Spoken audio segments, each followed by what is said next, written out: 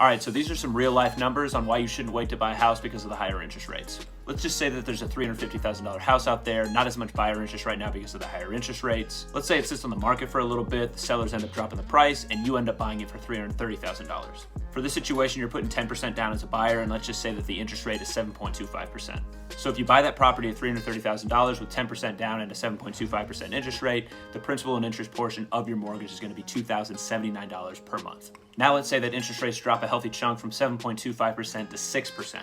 Now you're still planning on buying that $350,000 home, but because the buyer demand has absolutely skyrocketed after that recent drop in rates, you're now paying $370,000 instead of $350,000 because of that added competition in the market. Now you take a $370,000 home with a 6% rate because rates have dropped. Let's assume you're still putting 10% down, and now the principal and interest portion of your mortgage is $2,056 a month. So now you waited for interest rates to drop and you really only saved $23 a month. The kicker though, the person that bought that $350,000 house for $330,000 now has $40,000 in equity in the home. And they were only paying $23 more a month to get that $40,000 in equity. Now you can just refinance your 7.25% interest rate to the lower 6% interest rate to drop your monthly payment to the same level that the folks that waited are paying. And at the same time, you're enjoying that chunk of equity that you earned by avoiding the crowd.